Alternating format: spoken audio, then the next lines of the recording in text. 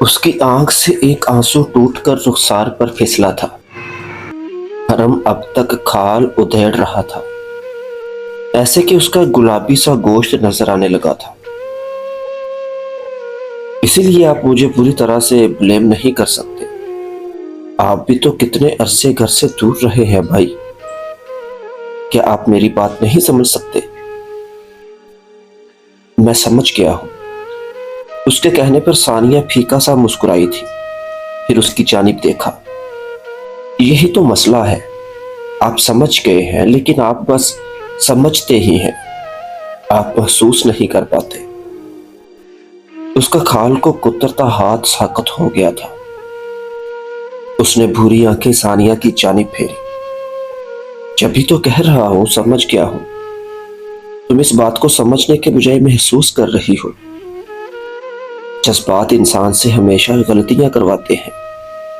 तुम इसे महसूस करने के बजाय बस एक दफा तनकीदी निगाह से देखो। शायद फिर तुम भी कभी ऐसी पार्टीज में शिरकत नहीं करोगे। जज्बात साइंस नहीं होते भाई, ये सीधे और वाज़ेह नहीं होते, ये तारीक और कुंजलुक होते हैं। आप उनकी खामियां गर्दान कर उन्हें तर्क नहीं कर सकते। इंसान अगर इतने आसान होते तो शायद दुनिया में कोई मसला ना होता। और इस आड़ में हर इंसान अपने अच्छे और बुरे महसूसात की पैरवी करते हुए क्या से क्या बन जाता। अब ऐसे में वो इंसान ज्यादा बेहतर हो जो इस बात को समझकर पहले ही जीने पर ठहर गया हो। आप शूटर हैं, आपका कसूर नहीं। वो उठ खड़ी हुई थी। हरम ने आंखें घुमाते हुए सर उठाकर उसे देखा था। उसका इस सब से क्या लेना देना? लेना देना है ना, जब आप अपने टारगेट पर नजरें रखते हैं और महज उस एक ही निशाने पर यकसुई से शूट करने की मशक पुरजोर करते हैं, तो आपके डिस्ट्रैक्ट होने के मौके बहुत कम हो जाते हैं।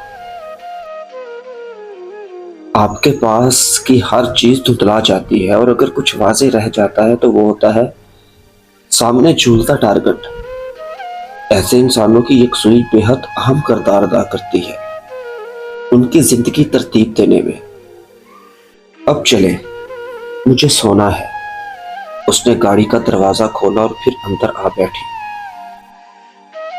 हरम भी हाथ झाड़ता उठ खड़ा हुआ था, फिर अगली नशिस्त पर बैठकर गाड़ी को घर के रास्ते पर डाल दिया। क्या शूटर्स वाकई इतने यकसू और निगाह बिल्कुल सीध में रखने वाले होते हैं? अगर ऐसा था तो इस शूटर को वो स्याह आंखें क्यों डिस्टर्ब कर रही थी? या फिर शायद यूं कहना चाहिए, उसके सामने झूलता निशाना धुंधला रहा था। क्योंकि जब आसपास की चीजें रोशन लगने लगे तो सीध में जाता रास्ता धुंधला जाता है और इंसान भटक जाता है। शायद वक्त के घूमते पहिए में वो भी भटकने जा रहा हो, लेकिन कौन जाने। वो एक बार फिर से वजदान के साथ थी, लेकिन अब के उनकी चारपाइयां कच्चे सहन में लगी थी। चांदनी रात और सितारों की चादर के ऐन नीचे आसमान पर तारे यूं चमक रहे थे गोया मोती लड़ियों में कई किस्से पहना हो। एक सितारा दूसरे से सरगोशी पर उन्हें अपनी दास्तान गोश गुजार करता हो और फिर सब मिलकर एक हसीन दास्तान तले दमकते हो। आसमानी गहरे रंग की चादर पर इन तारों को कमाल महारत से टांगा गया था।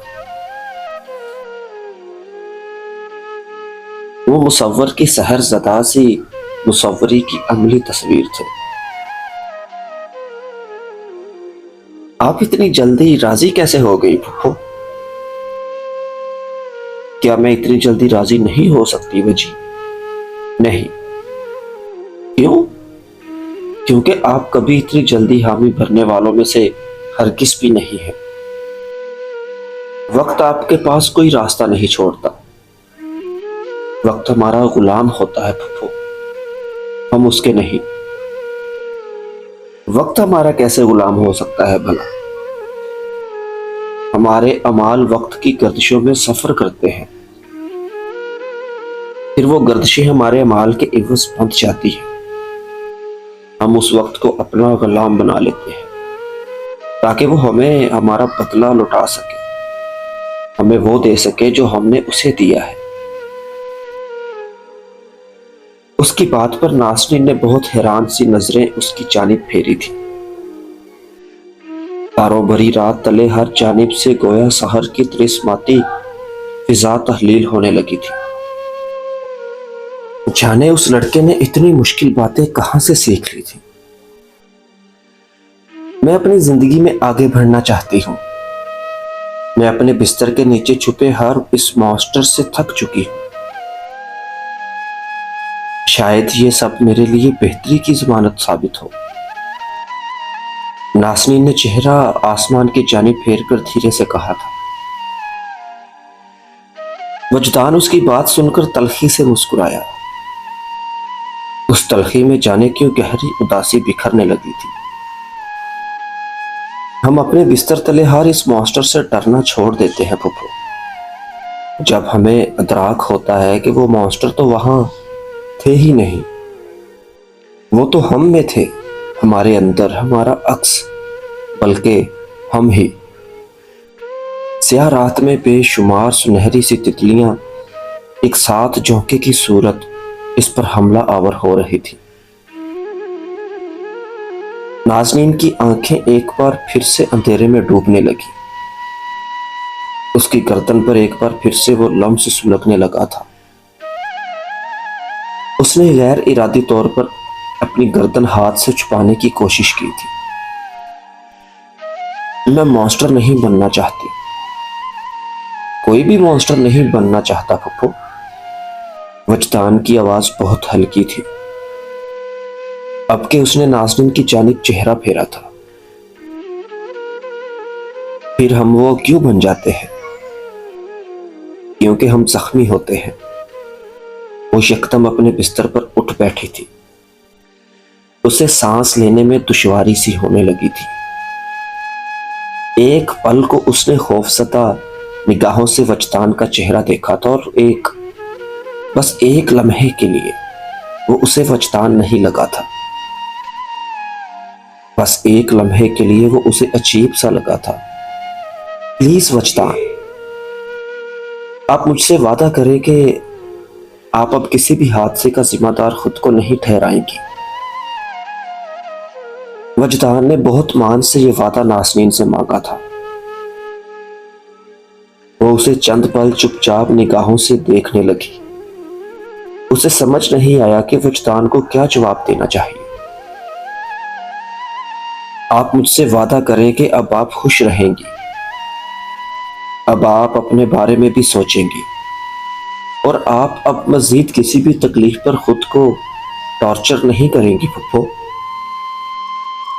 आप एक नॉर्मल जिंदगी की जानिब कदम बढ़ाएंगी, वादा करें मुझसे।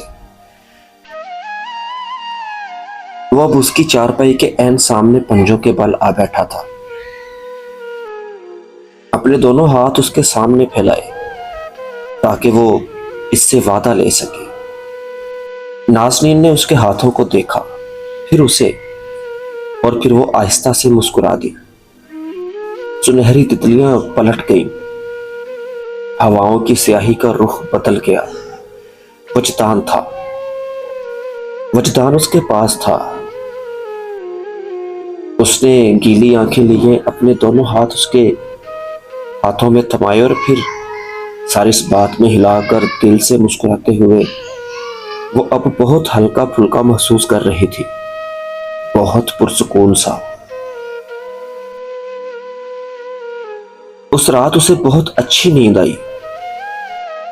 अगली सुबह वजी और वो एक साथ निकले थे।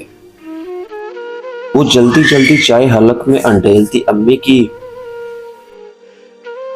सलावतें सुन रही थी और फिर वजदान को लिए वो एक बार फिर से यूनी की जानिब पलट रही थी। अम्मी ने रात ही शाइस्ता ताई को फोन कर दिया था ताकि वो रिश्ते वालों को ला सके। फिर उन्होंने हामी भर ली थी। नासरीन को आज वक्त से पहले घर पहुंचना था। वो इस जानिब से बहुत खुशगुमान थी तो बहुत बदगुमान भी थी। वो एक अच्छी उम्मीद लगाना चाहती थी। वो इन सबको एक मौका और देना चाहती थी। रास्ते भर वजदान उसे हंसाता रहा और नासरीन हंसती रही। फिर उसे कॉलेज छोड़कर यूं ही चली आई। आज का दिन खासा खुला खुला और मौसम चकमका रहा था। हवा में घुटन नहीं महसूस होती थी। नाज़नीन ने अपनी किताबें ली और फिर राहदारी में सर के खम से तुलबा के सलाम का जवाब देती गुजरने लगी। लेकिन फिर उसने वो देख लिया जो इस सुबह को हर लिहाज से कड़वा कर गया था, जो इस सुबह को घुटन में मुब्तला कर गया था।